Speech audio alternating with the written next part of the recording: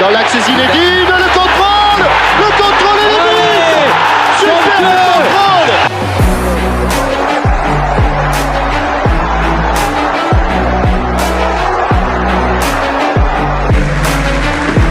Uma casa muito composta, volta a retiro no Cidade de Coimbra. Benny Sousa, ótima recepção orientada. Benny Sousa dentro da área, o remate sai, marca!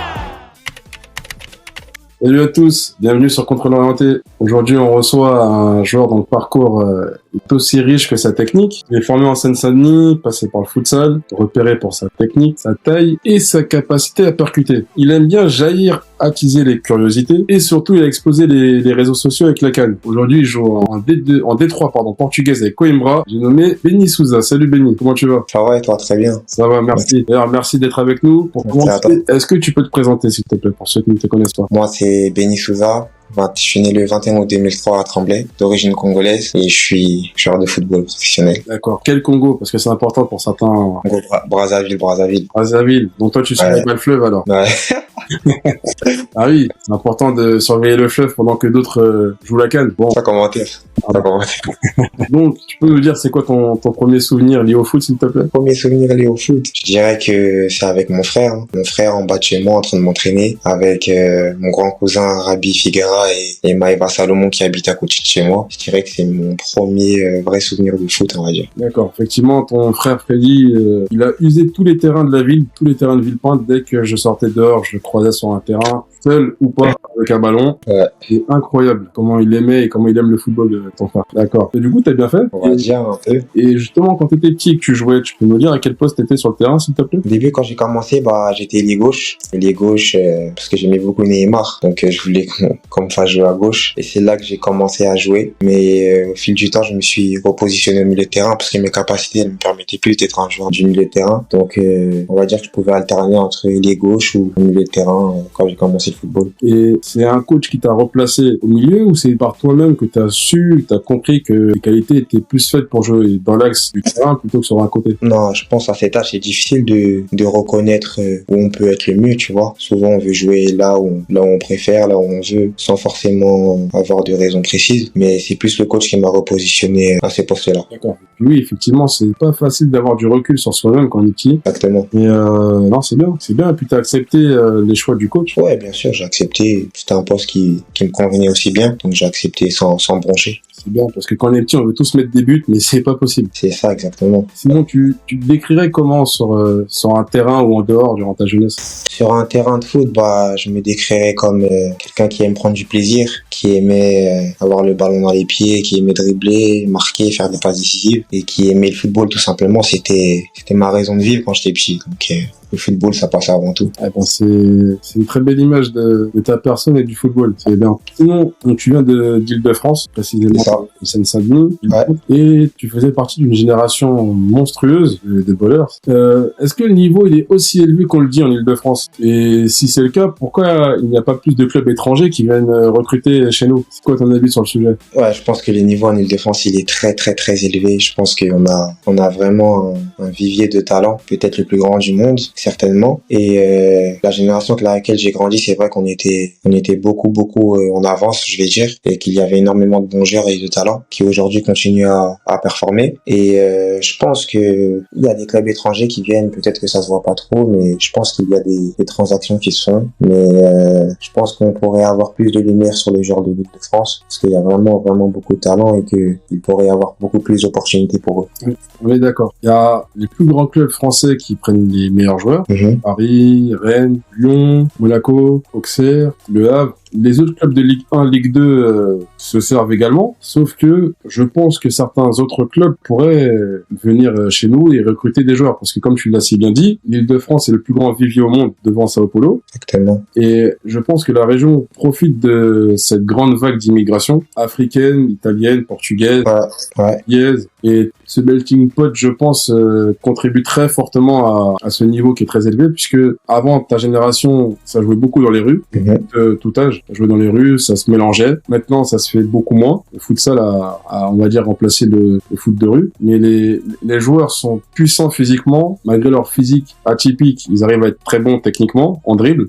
Et le niveau général est tellement élevé que ça tire tout le monde vers le haut. Et je pense que les recruteurs feraient mieux de se pencher un peu plus sur cette région plutôt que d'autres, selon moi. C'est vrai. Après, il y a aussi le fait de s'exporter à l'étranger. On ne sait pas si tous les joueurs, en vrai, ils veulent quitter d'où ils viennent, quitter leur zone de confort pour aller à l'étranger. Donc, ça peut être aussi un facteur qui fait qu'il n'y a pas beaucoup de joueurs qui vont à l'étranger. Mais c'est vrai que les clubs, ils pourraient venir en Île-de-France parce qu'il y a de quoi te servir. Hein. Ah, ça c'est clair.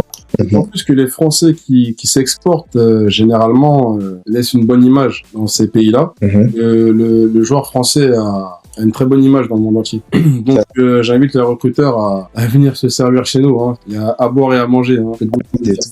De tout. Bon, sinon, chez toi, le foot, c'était comment? Une passion de famille? Quelqu'un t'a transmis le virus? Ton frère? Tes frères? Cousins? Ouais, mon frère. Hein. Je veux dire que c'est mon frère qui m'a transmis ça. Sachant que dans notre quartier, depuis qu'on est petit, on a tous baigné dans ça. Donc on va dire qu'on a grandi avec ça. Ça nous a permis d'évoluer dans ce domaine-là qui est le football. Donc ouais, je dirais que c'est mon frère qui m'a transmis ça. Et ouais, c'est mon frère. Celui qui a tout fait.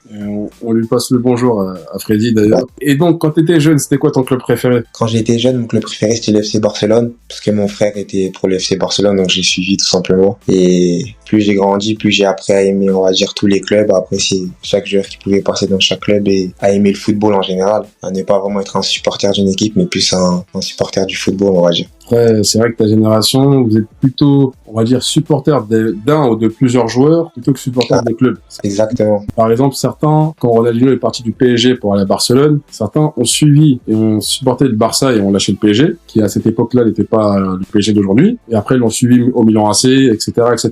Et là, pareil pour Neymar, certains ont lâché le Barça pour le PSG, ou pareil pour le Real avec Cristiano, quand il est parti à la Juve. Ouais, c'est vrai.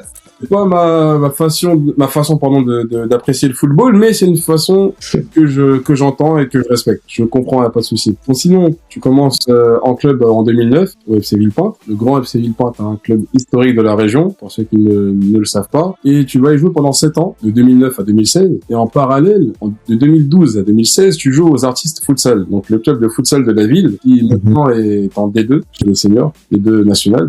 Peux-tu me dire pourquoi tu as choisi ces clubs-là et pourquoi tu as fait du futsal aussi en parallèle, s'il te plaît? Au début, j'ai commencé, comme tu l'as dit, foot à 11 à FC Villepinte, et ensuite c'est par l'intermédiaire de mon frère que j'ai commencé le futsal. Il m'a poussé à en faire parce qu'il m'a dit que pouvait m'aider, et j'ai aimé, j'ai vite accroché parce que on avait l'habitude de jouer au City, donc on va dire que ça se ressemblait beaucoup, et c'est quelque chose qui m'a beaucoup aidé. Et j'ai choisi les Artistes parce que c'était à côté de chez moi, tout simplement. Voilà, et franchement ça s'est bien passé. Et pendant toutes ces années, j'ai fait du foot et du futsal en même temps, et ouais, j'ai aimé.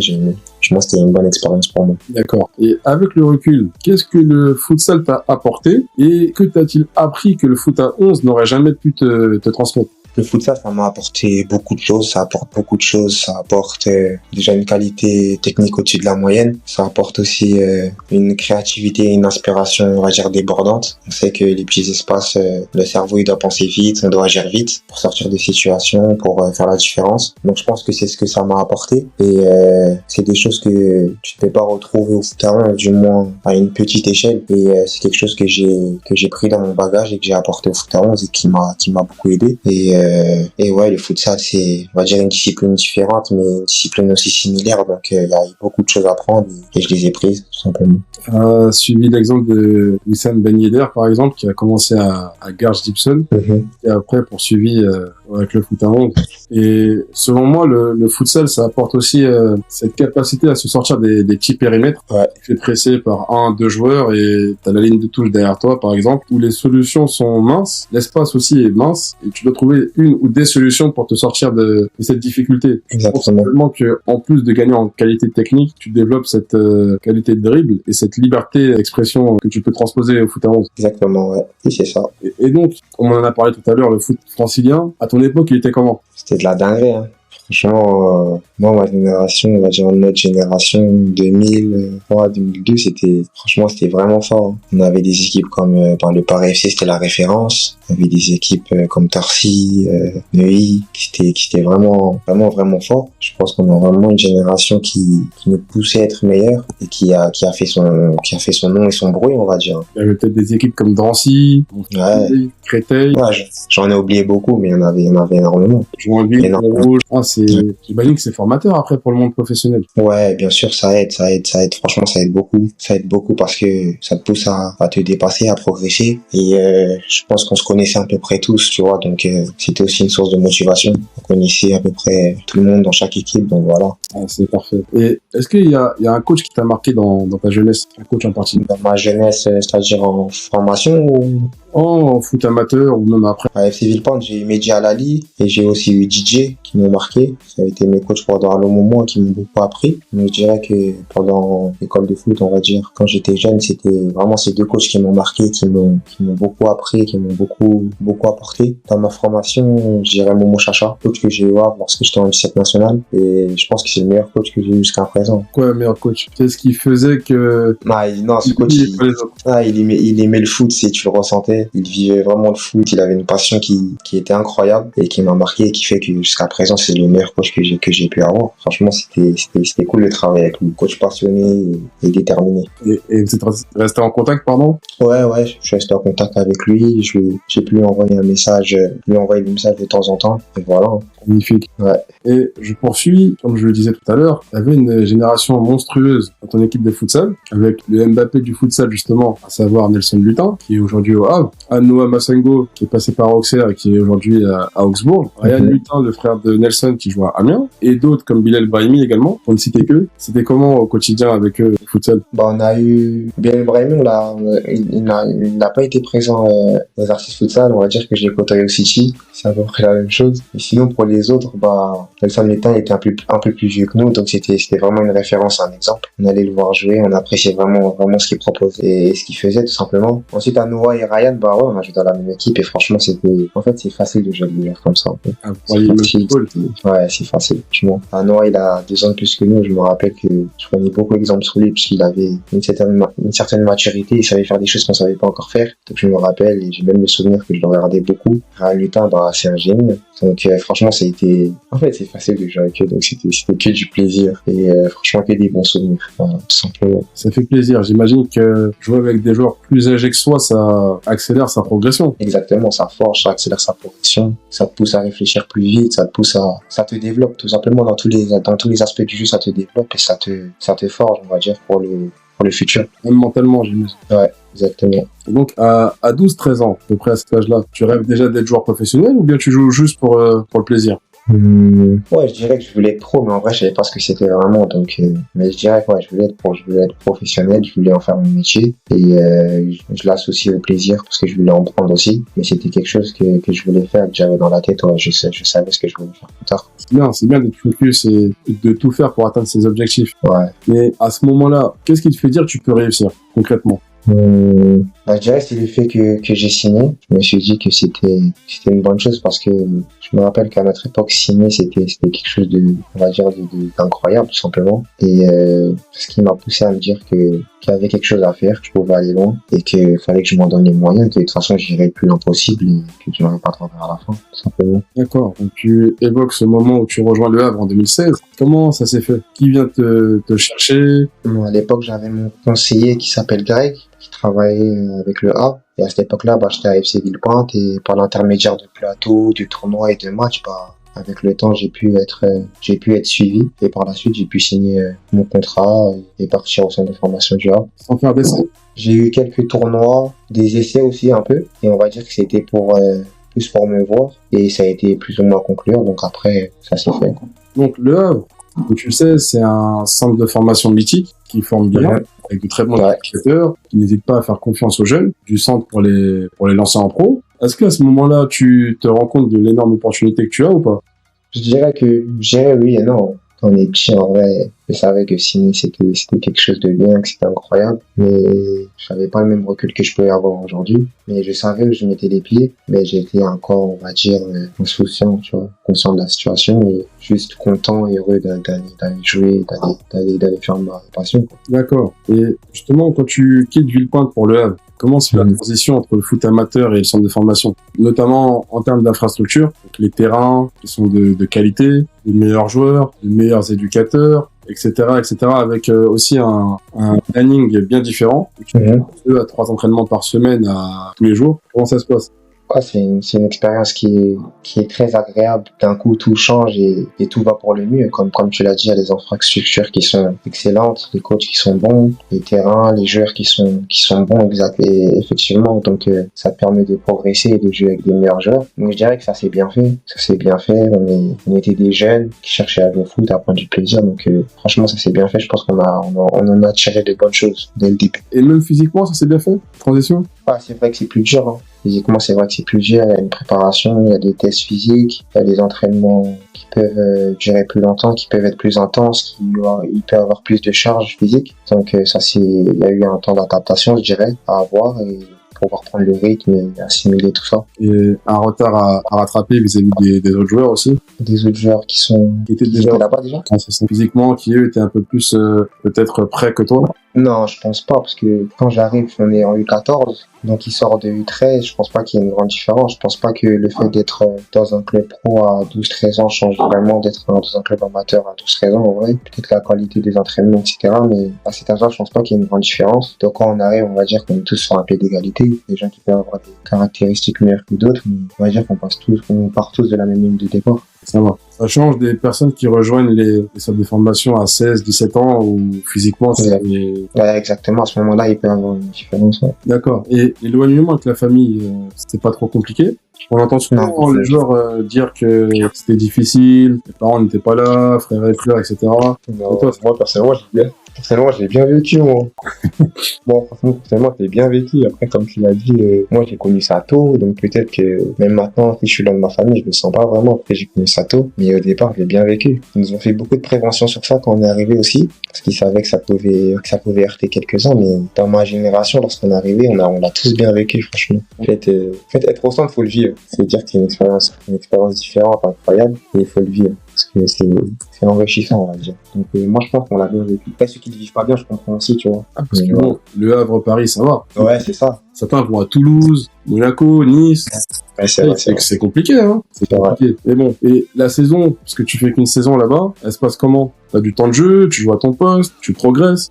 Quand j'arrive au Havre, ouais, quand j'arrive au Havre, ça se passe vraiment bien. Ça se passe vraiment bien. U14, je suis amené à jouer avec les U15, je suis amené à m'entraîner aussi avec les U15, à progresser plus vite. Et ouais, franchement, c'est une année concluante et qui se passe vraiment bien. Franchement, la première année, il y avait que des bons retours, on va dire. Enchaîne les matchs, t'as du temps de jeu. Ouais, franchement, c'était top. Et la concurrence, c'était comment là-bas? Lorsqu'on arrive, pas dire qu'il n'y a pas énormément de concurrence. Le groupe, il est restreint. En U15, parce qu'il y a des 2003, moi j'ai l'impression qu'on est amené à jouer avec les plus grands, donc on va dire que ça tournait bien, il n'y avait pas vraiment de concurrence. Après, je pense pas que c'est ce que cherche un club formateur en pré-formation. Donc je pense que, ouais, nous, c'est bien passé, il y avait du temps de jeu, il y avait des opportunités, et c'était ouvert. Idéal pour la progression des joueurs. C'est ça, exactement. D'accord. Et c'était quoi tes souvenirs au Havre? Meilleurs, pires souvenirs, anecdotes?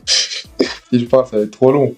Maintenant, Si je parle, c'est trop long. Je dirais, mes souvenirs, c'est le centre. En fait, c'est le centre. En fait, tu passes du temps avec des gens, au final, ça devient tes frères, quoi. Passer 3, 4, 5 ans ensemble, vous voyez tous les jours, vous mangez ensemble, vous allez à l'école ensemble, vous dormez ensemble, vous entraînez ensemble. Il y a vraiment cet esprit de famille. On va dire que franchement, c'est ça que je retiens le plus, hein. C'était une expérience incroyable et qui reste enrichissante jusqu'à maintenant. Donc, je dirais que c'est sur le terrain et en dehors du terrain que perdre mes meilleurs souvenirs. Il y en a trop.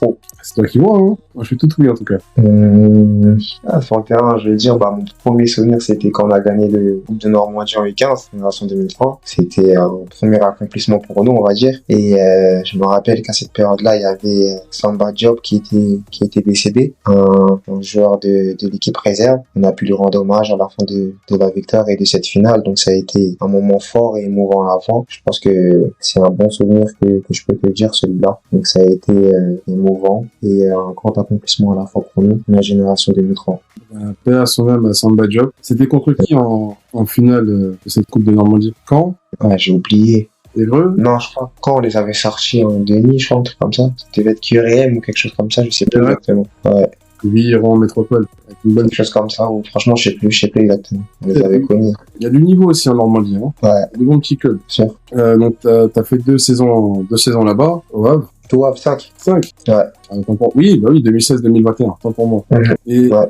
qu'est-ce qui t'a empêché de rester là-bas selon toi? Ça a été, on va dire, une pluie de circonstances qui était défavorable. C'était à une époque où il y avait eu le Covid. Ça a été un peu compliqué. Ensuite, la direction a dû faire des choix et ils ont tranché. Et tout simplement, en fin de contrat, moi, j'ai dû partir et laisser ma place. Voilà. Premier échec pour toi, du coup, dans ta carrière. Ouais. Comment tu te sens à ce moment-là? Tu songes à arrêter le football ou tu veux continuer coûte que coûte? Non, c'est pour là, je dirais pas que j'ai arrêté le foot. Il y avait beaucoup de frustration, de déception, de tristesse. Et après, il fallait pas apprendre les armes. Hein. Fallait essayer de repartir, essayer de rebondir le plus vite possible, essayer de garder un bon état d'esprit, une bonne mentalité et de pouvoir faire que cet échec soit bénéfique. Très, très, très bonne façon de penser. Ouais. Et quand tu reviens chez toi à Villepinte en 2021, le regard des gens, il est comment? Parce que pour toi, c'est un échec, mais pour les autres, ils sont carrément abattus, j'ai l'impression. Ah, en vrai, je sais pas ce qu'ils pensent vraiment. Hein. Les gens te montrent ce qu'ils veulent te montrer. Mais ouais, le regard des gens, tu le vois.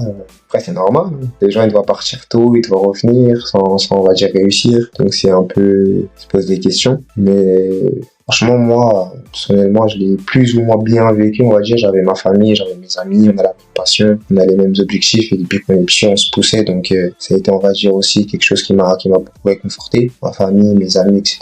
Et ouais, avoir un bon entourage, ça m'a beaucoup aidé. Mais sinon, le regard des gens qui sont, on va dire, plus ou moins loin de moi, je l'ai pas forcément remarqué, mais tu sais qu'il y en a qui se posent des questions et qui te regardent en disant, ah, il est revenu, tu vois. Ouais. D'où l'importance Ça fait partie du jeu. C'est ça. ouais. D'où l'importance d'avoir un bon entourage qui te tire Ah, c'est vers le ça. haut, qui te pousse. Exactement. Un entourage, c'est primordial. Oui, parce qu'il y en a beaucoup qui lâchent à des moments opportuns alors qu'ils sont proches du but, mais sans le savoir. Et donc en 2021, tu reviens jouer dans ta ville à Villepinte en R1 futsal, donc aux artistes futsal encore une fois. C'était une façon pour toi de rester en forme en attendant mieux ou simplement de passer rapidement à autre chose? C'était une manière, tout d'abord c'était parce qu'il y avait un projet aux artistes qui était de monter, qui m'intéressait beaucoup et je me suis dit que si je pouvais aider le club qui m'a beaucoup aidé en étant petit, bah je le ferais avec plaisir. Donc ça a été dans un premier temps une volonté d'aider et de vraiment m'investir dans le projet et dans un deuxième temps, comme tu l'as dit, bah c'était de garder la forme, et de pouvoir au moment opportun pouvoir repartir et saisir une opportunité qui viendrait. D'accord. Et on a pensé quoi du niveau R1 Île-de-France futsal? Pour ceux qui ne connaissent pas, c'était comment? Alors, le niveau, c'est un bon niveau, avec des bons joueurs, des bonnes équipes. Franchement, c'est un championnat relevé. Je dirais que c'est vraiment fort. Donc, je pourrais pas vraiment te juger le niveau, parce que j'ai pas pu connaître la D2 ni la D1. Mais je dirais que ouais, c'est un bon niveau avec des équipes compétitives. D'accord, parce qu'on entend souvent que la R1, futsal ou pas, c'est la bagarre. Beaucoup de duels intenses, des duels physiques intenses. Mais dès lors qu'on hausse le niveau, en futsal par exemple, c'est un football beaucoup plus tactique, technique, et il y a un peu moins de duels. Après, ça dépend des équipes que tu affrontes. Ça dépend du profil des équipes que tu affrontes, comment toi tu joues, comment tu abordes le match, des circonstances qu'il y a aussi. Des fois, le futsal nous demande de jouer d'une certaine manière, donc ça dépend de plusieurs facteurs. Ouais. Mais en général, le niveau il est très très très élevé, avec de la bonne concurrence parmi les équipes, donc c'était relevé. Ouais. Et cette saison-là, donc, vous finissez à quelle place? On finit en haut du tableau. Cette saison-là, on fait pas les playoffs, malheureusement. Mais ouais, on finit en haut du tableau, je ne sais plus exactement, mais on doit finir peut-être 3e, quelque chose comme ça. Oui, puisque les artistes sont habitués à jouer les premières places. Ouais, on joue les premières places, parce que l'objectif est de monter, ouais. D'accord. Et à ce moment-là, quand tu signes aux artistes, est-ce que tu songes à faire une carrière 100% futsal, ou bien tu sais pertinemment que c'est temporaire et que tu vas revenir dans le foot à 11? Non, je savais que c'était temporaire, que j'avais un objectif et que pour moi c'était le football à 11 mon objectif. Donc ouais, non, je savais que le futsal c'était temporaire et que je n'allais pas faire carrière dans le futsal.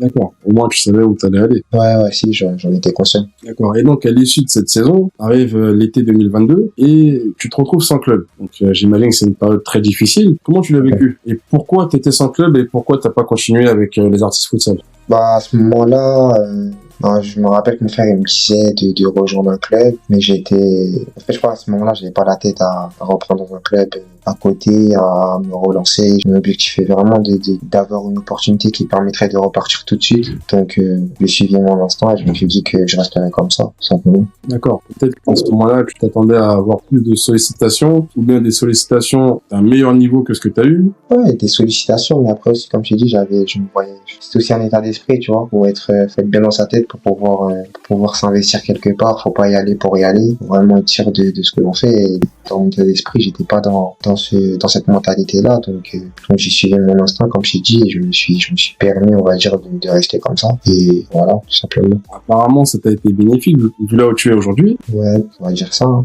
Et à ce moment-là, tu continues à t'entraîner comment? Tout seul, avec un préparateur? Ouais, je m'entraîne avec mon frère. Mon frère, il est entraîneur individuel, donc je m'entraîne avec lui. Je cours de mon côté, je vais à la salle. J'essaie de m'entretenir du mieux possible. Et ouais, je m'entraîne le plus avec mon frère Freddy. D'accord.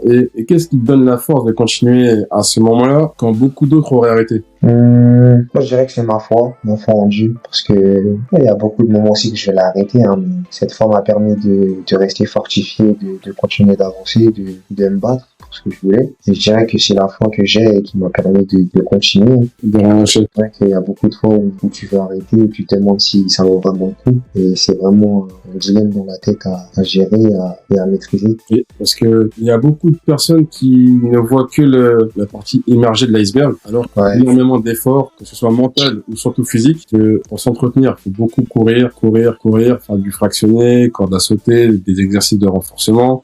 Dans ce temps-là, tu regardes les gens à la télé, tu vois toi qui étais en centre, avoir 20 minutes en pro, alors toi t'es sans club, pas forcément de sollicitations, mais c'est là où tu vois, comment dire, les hommes, quand ils sont dos au mur, quelles sont leurs ressources mentales, et c'est là qu'on voit qu'ils sont capables. Donc, félicitations à toi pour ta résidence, tu n'es pas lâché, continue. Merci. Tu penses que cette période t'a fait grandir? Bien sûr, il m'a fait grandir sur tous les points, je dirais, aspect mental, aspect physique. J'ai grandi parce que tu prends conscience des choses, tu prends du recul sur les choses. Et comme je t'ai dit au début, quand t'es petit, t'as pas le même recul que t'as lorsque tu grandis. Donc ça m'a permis de voir les choses d'une autre manière, de les aborder d'une autre manière, de me faire d'autres conclusions que je me faisais et de pouvoir grandir en tant qu'homme et en tant que footballeur.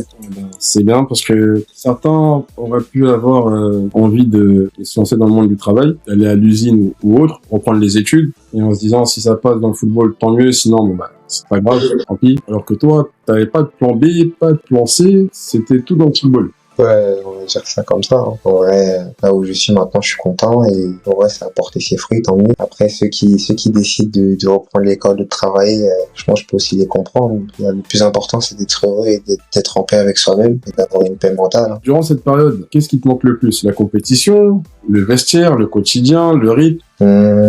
Cette période, on va dire, j'avais même oublié toutes ces choses-là, donc c'est quelque chose que j'ai redécouvert bien après. À ce moment-là, la seule chose que je voulais, c'était une situation plutôt assez stable pour pouvoir me relancer. Mais à ce moment-là, je n'ai pas vraiment de manque particulier. Je suis plus dans la situation en elle-même, dans ma bulle, on va dire. Je vis le moment comme je dois le vivre, sur le moment sans penser à trop de choses. Tu te reconcentres sur toi-même à ce moment-là, en te tenant prêt lorsque les opportunités arriveront, si je comprends bien. Exactement. Et comment ça se passe avec ton agent, si jamais t'en avais un à ce moment-là? T'avais des essais? Rien du tout? Ouais, j'avais un agent qui avait des contacts au Portugal, donc tout s'est fait au Portugal directement. Et par la suite, je suis venu ici. D'accord. À l'issue de cette saison, tu signes justement au Portugal, en Liga 3, à Amora FC.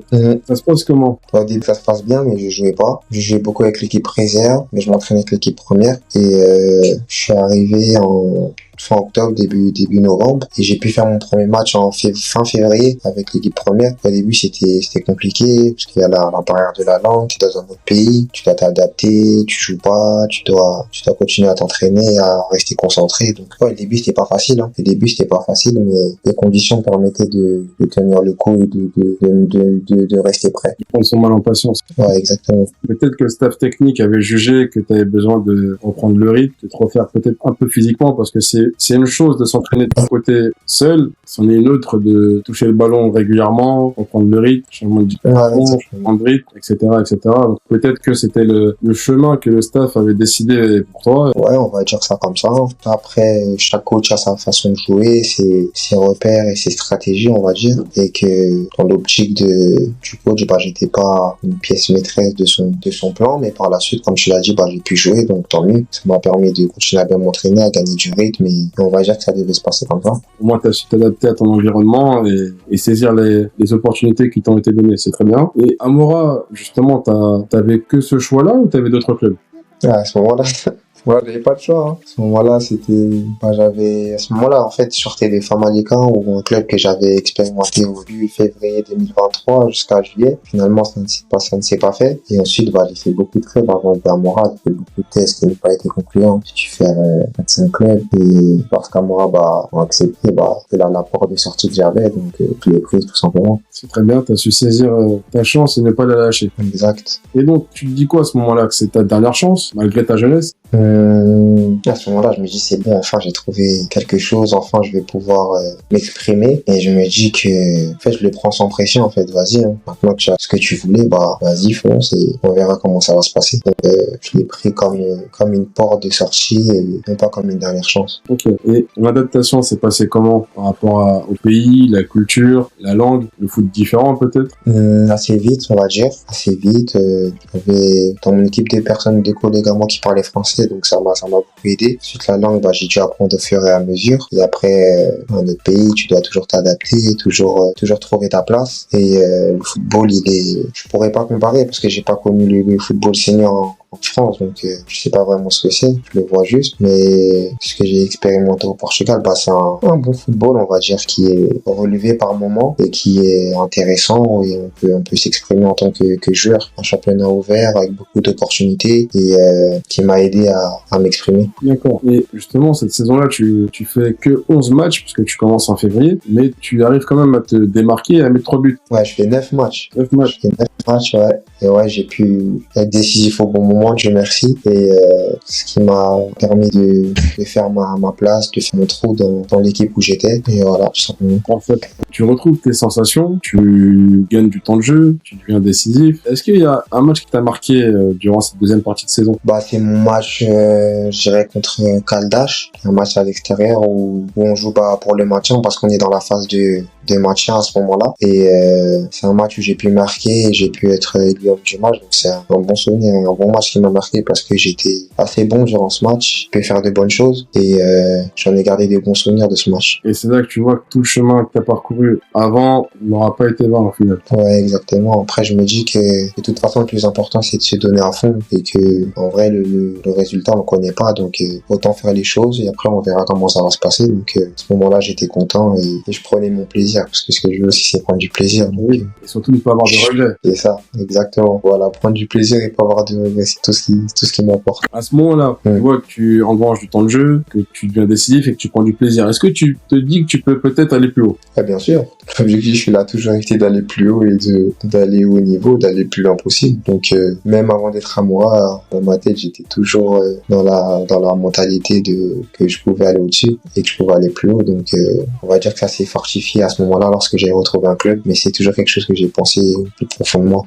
C'est bien, puisque la transition est toute faite, puisque à l'issue de cette saison, tu signes à Benfica. Benfica, un mastodonte du foot portugais, pas besoin de le présenter. Et quand l'intérêt arrive, tu y crois vraiment ou... Non, au début, non. Parce que ça va assez vite. Au début, je suis un peu en mode, ah ouais, quand même. En fait, j'y crois parce qu'on me le dit. Je sais qu'on va pas me mentir, mais on me dit que c'est assez fou. Et, moi, voilà, je me suis dit que c'est le résultat des efforts qui ont payé, tu vois. D'accord. Ouais. Et ça représente quoi pour toi, le club à l'Aigle? Au début, contrairement à ceux qui peuvent être là-bas depuis plusieurs années ou qui sont là-bas, au début, tu sais pas vraiment parce que tu dois apprendre à connaître le club. Tu sais ce qu'est Benfica, mais en vrai de vrai, tu sais pas à quel point le club est grand et immense. Donc c'est au fur et à mesure du temps que j'ai appris à comprendre à quel point le club il était important, que j'ai assimilé toutes ces choses, mais je savais plus ou moins où je mettais les pieds lorsque je suis arrivé. D'accord. Et entre-temps, t'as un certain José qui a signé dans ton club, qui est devenu le coach de l'équipe première. Ouais. Et c'est aussi là que tu peux peut-être sentir l'importance du du poids du club et de son histoire. Ouais, en vrai, même quand tu vois les supporters, tu vois qu'il y a des supporters partout dans le monde, tu vois l'intérêt qui est autour de Benfica, au fur et à mesure, tu te rends compte que, ah ouais, c'est vraiment un grand club, tu vois, grande institution. Ah oui, c'est le club du Portugal avec Ouais, bien sûr. c'est un club qui compte le plus de socios au monde. Ouais, exactement. C'est une dinguerie. Donc non, Benfica, c'est un club qui a gagné la Ligue des Champions. Ouais, qui a eu des grands joueurs, qui a une belle histoire. Ah oui, Eusebio, qui a maintenant un beau stade, le stade de la Luz, Ouais. et qui joue régulièrement l'Europe, justement. Qui joue le titre chaque année et qui joue l'Europe. Ouais, qui joue le titre, qui joue l'Europe. C'est la base, ça, pour eux. Ah oui. Et donc, une fois que tu arrives là-bas, ça se passe comment? Tu t'entraînes avec le groupe pro, avec la réserve? Non, j'intègre le groupe réserve, l'équipe B, et ça se passe bien, on s'entraîne. Et c'est vrai que ouais, par moment, on a eu l'occasion de s'entraîner avec l'équipe première, donc c'était aussi bien. Et quand tu t'entraînes avec l'équipe première, le niveau technique, l'exigence, c'est comment? Ça va beaucoup plus vite? Ah, c'est une dinguerie. Ah, c'est une dinguerie. Franchement, c'était...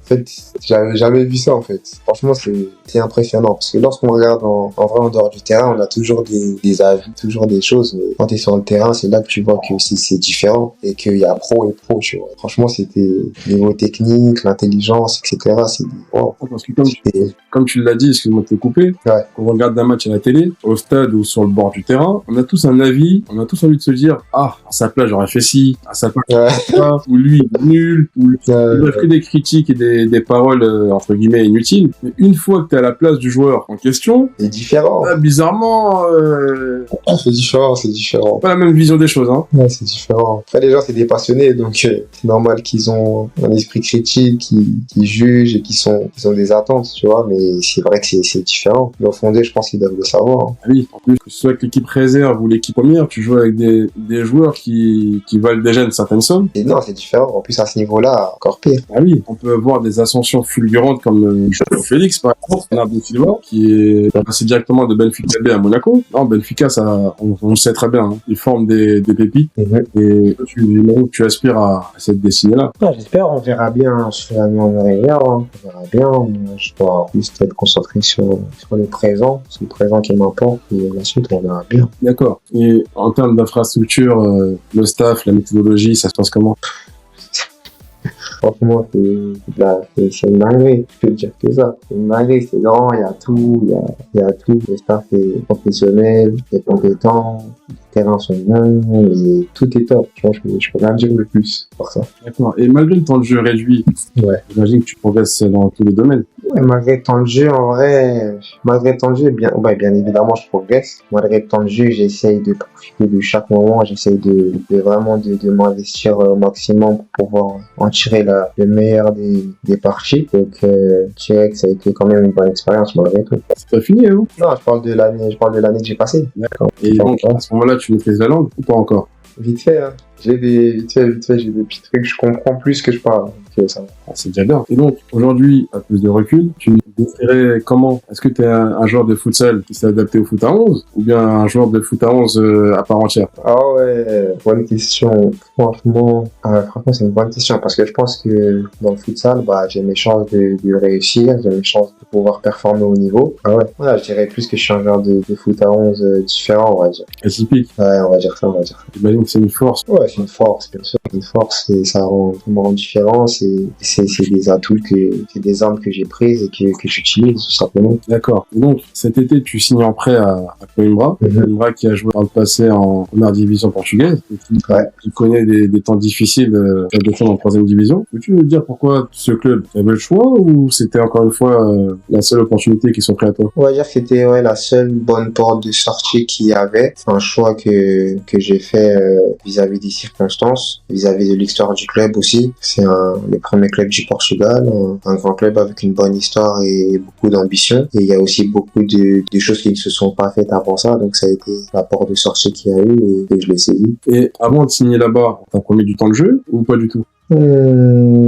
Comme toute discussion avant un accord, on parle du temps de jeu, on parle de toutes ces choses, on parle de se sentir bien, de se sentir important, d'avoir un rôle clé. Et on va dire que ça a été abordé vaguement, mais ouais, il y a eu plus de discussions. plus ou moins. Et après, par la suite, ça s'est fait. D'accord. Et par rapport à la réserve de Benfica, c'est quoi le niveau de la division de la réserve? Ligue 2. D'accord. Donc là, tu passes de deuxième division portugaise à la troisième avec Coimbra, c'est ça? Ouais, c'est ça. D'accord. Et est-ce que tu t'attendais à ce niveau-là, troisième division? La troisième division, je connaissais le niveau, je connaissais déjà, vu que j'y ai joué, donc c'est un niveau que je connais, que j'ai déjà expérimenté, et c'est pas un niveau qui est très très relevé comme la Ligue 2, et c'est un niveau qui a ses failles, un niveau qui a ses temps forts, on va dire, donc ouais, tout simplement, je le connais déjà ce niveau. Ouais, c'est pas une surprise pour moi. En principe, t'es censé performer cette saison. Exactement, ouais. T'en as combien de buts pour l'instant? Pour l'instant, mon temps de jeu est faible, donc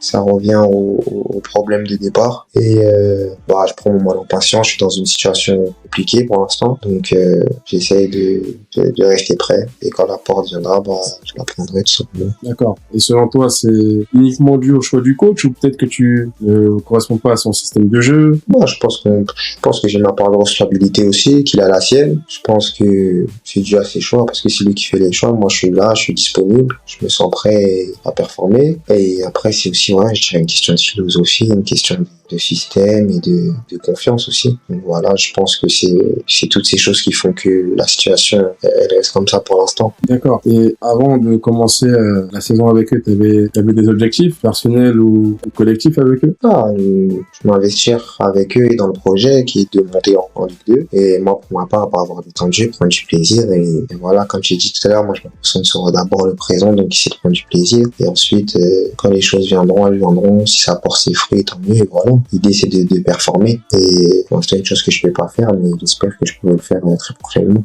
C'est tout ce que je te souhaite. Sinon, pour revenir sur ce que tu as dit, en termes de part de responsabilité, tu fais attention à ton hygiène de vie, tu fais des exercices supplémentaires en salle, tu suis les exemples des grands joueurs de notre époque. On va essayer, si elle reste jusqu'à 35, 37, 40 ans. Je pense que j'ai une hygiène de vie assez bonne. Je suis pas le meilleur, je dirais, mais je ne suis pas non plus le pire. Et j'essaie de prendre exemple sur des références, sur des joueurs qui ont montré l'exemple, avoir des bonnes habitudes, et j'essaie de les avoir et de les appliquer.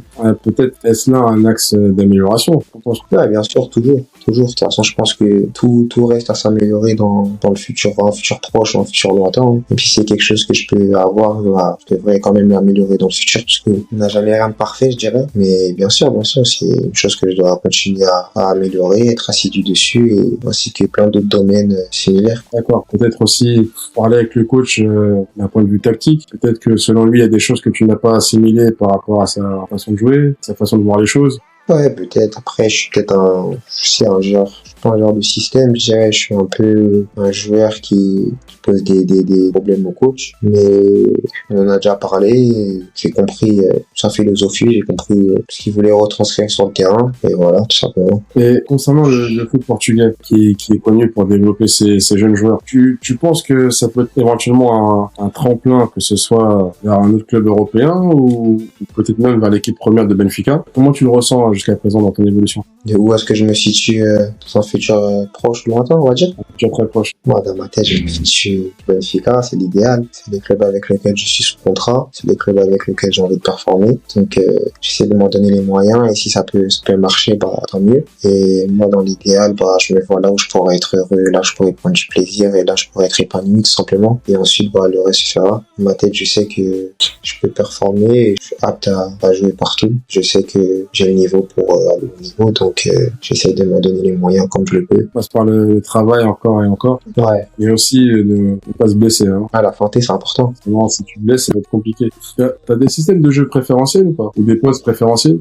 Je me sens bien au milieu offensif ou sur le côté gauche. Depuis un moment, c'est là-bas que, sur ce côté-là, à ce poste-là que je joue, que je performe. Donc, je serai ces deux postes-là. Je pense que je peux jouer aussi plus bas sur le terrain, que ce soit relayeur ou 6 dans un double pivot. Mais les deux postes que j'affectionne le plus sont 10, milieu offensif et le gauche. J'imagine que parmi les joueurs qui t'inspirent le plus, c'est Neymar, comme tu en as parlé tout à l'heure. Est-ce qu'il y en a d'autres qui peuvent t'inspirer inspiré dans ton style de jeu aujourd'hui? Des joueurs qui y jouent actuellement. Ou qui ont joué par le passé, Ouais, dans le passé, il y a Neymar et Coutinho qui m'inspirent beaucoup, qui m'ont beaucoup inspiré, grâce à mon frère que j'ai pu découvrir. Et bien sûr, au fil des époques, du temps, il y a sûr beaucoup de joueurs qui m'ont inspiré, qui m'inspirent et sur qui je peux prendre l'exemple. Un autre exemple intéressant, à peu près au même poste que toi, que tu connais très bien, qui a connu des moments difficiles, mais qui a su rebondir. On entend par là Randal Kolo Muani, qui, avant de percer dans le monde professionnel, a connu des moments de galère. Il a réussi à Nantes, puis après à Francfort, et après on connaît la suite. Est-ce que il peut te donner des conseils ou autres pour continuer à... Est-ce que lui, il m'a donné des conseils? Ouais. Non, je parle pas vraiment avec lui, Randal. Mais c'est vrai que c'est un exemple de résilience et de persévérance. Il a su rester fort, il a su continuer à avancer, et aujourd'hui, il est là où il en est, et c'est complètement mérité. Donc, c'est un exemple à prendre. Qui vient de notre ville, faisons plus pour pouvoir apprendre de lui et suivre son chemin. T'as encore le temps d'aller plus haut et de travailler très dur. Et donc, est-ce que tu dois rester longtemps au Portugal ou revenir en France ou rester à l'étranger? Franchement, je sais pas du tout. Comme ça, je pourrais pas dire. Comme je l'ai dit, moi, ce que je veux, c'est être épanoui, prendre du plaisir et jouer. Et je pense que revenir en France ou rester au Portugal à l'étranger, ouais, c'est des choses qui peuvent arriver, bien sûr. Mais j'ai pas vraiment d'idéal pour le moment. D'accord. T'es sélectionnable avec l'équipe de France, comme le Congo. T'as déjà été contacté par l'une des deux sélections ou pas encore? Non, non, jamais, hein. Jamais de ma vie. Et pour l'instant, ça fait long. Ça. C'est pas dans ma tête, pas du tout. Encore beaucoup de choses à prouver, beaucoup de choses à faire. Et avant que ça arrive, il faut d'abord pouvoir avoir une situation stable, une situation favorable. Donc, si ça doit arriver, ça arrivera. Mais si ça arrive, c'est que je suis au niveau et que je performe au haut niveau, tout simplement. C'est tout ce qu'on te souhaite. Aurais-tu un message à transmettre aux jeunes qui sont dans ta situation avant Amora, par exemple? Avant Amora, je dirais même maintenant aussi. Il y a beaucoup de choses à dire, beaucoup de choses à expérimenter. Je leur dirais tout simplement, comme je le dis depuis le début, d'être en paix avec eux, avec leur choix, de faire ce qu'ils veulent, mais de ne pas avoir de regrets à la fin. Et que s'ils veulent se battre jusqu'au bout et continuer. Et le plus important, c'est d'aller le plus loin possible. Et que la réussite ne se définit pas à ce qu'on peut voir chez les autres, mais notre réussite, elle dépend que de nous et jusqu'à où on peut aller. Et si tu vas le plus loin possible, là où tu peux aller, là où est ta limite, tu auras réussi selon ton cas. Donc, tu à rester focus sur eux, et le plus important, c'est eux. Et pas trop regarder les autres et continuer à avancer sans se comparer, c'est le plus important.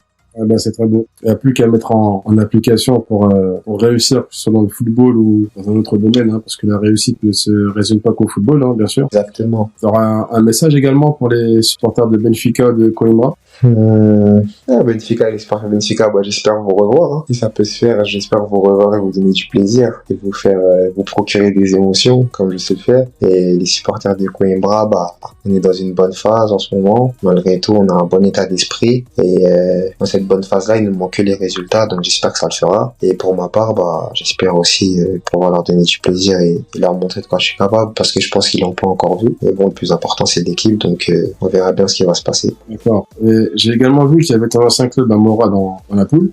Comment les confrontations avec eux? Esprit revanchard ou pas du tout? Non, pas du tout. Beaucoup de respect pour Amora, beaucoup d'amour. Franchement, un club qui m'a beaucoup apporté, qui m'a beaucoup aidé, et que voilà, ça restera mon club de cœur, on va dire. Donc c'est dans la paix, tranquille. D'accord. Qu'est-ce qu'on peut te souhaiter pour cette deuxième partie de saison? Tout péter, intégrer l'équipe première de Benfica durablement? Comme je te l'ai dit, il faut juste me souhaiter, je vais dire la meilleure des suites possible, tout simplement. L'idéal, c'est Benfica, bien sûr. Et voilà, tout simplement, on verra ce qui va se passer. D'accord. Sinon, concernant la CAN de Villepinte, où tu avais fait le Tour de France avec ton geste magnifique, tu l'avais géré comment cette exposition? Ouais, c'était cool, c'était assez marrant. Mais je dirais que le plus important, c'est que ça a donné beaucoup de force et de visibilité à la CAN, à la ville de Villepinte, qui produit beaucoup d'événements et qui a beaucoup de choses à faire montrer. Donc je l'ai bien vécu, je l'ai pris pour moi et pour la ville, et ça m'a permis de voir la puissance des réseaux sociaux un peu. Oui, ça va très très vite. D'un côté comme de l'autre. Exactement. Donc ouais, c'était assez marrant, c'était fun, c'était cool, et franchement c'est une bonne expérience. Je regrette pas de l'avoir joué. Peut-être à reproduire prochainement, qui sait? Prochaine CAN, qui sait? Peut-être, hein, on sait pas. Ouais, après 3 ans, le retour, on sait pas. Hein. Avec d'autres talents. Ouais, il y a beaucoup de talent à Villepinte. Franchement, il y a beaucoup, beaucoup de talent. Après, on sait que le foot, c'est dur, donc c'est dur de faire son trou, mais il y a beaucoup de talent et j'espère qu'on arrivera à aller là où on doit aller le plus lent possible. Mais oui. Et donc, un petit mot pour la fin. Qui voudrais-tu voir dans l'émission contre l'Orienté prochainement? Ah, j'ai beaucoup de noms en tête, hein. Vas-y, on t'écoute. Ah, j'ai beaucoup de noms en tête. J'ai mon gars Alani Sifou que j'aimerais voir, j'aimerais l'écouter, j'aimerais voir ce qu'il a à dire. Ryan Lutin, le génie, Manoa Massengo, Djibril Conté, Fouzi Hayat, genre des artistes futsal, et bien d'autres. Si je continue, ça va aller trop loin. En tout cas, j'ai hâte de voir qui sera la prochaine personne et de pouvoir l'écouter. Ah ben, peut-être plusieurs de ces noms, qui sait. Ah, on verra bien. On verra, petite surprise. Ah. Connectez, surtout abonnez-vous. Merci beaucoup à toi, Benny. Normal, merci à toi. Prends soin de toi et je te souhaite que du positif pour cette fin de saison avec Coimbra. Merci beaucoup. Et merci Ah ouais. d'être venu. Merci beaucoup, merci à vous. Merci, salut Benny. Ciao.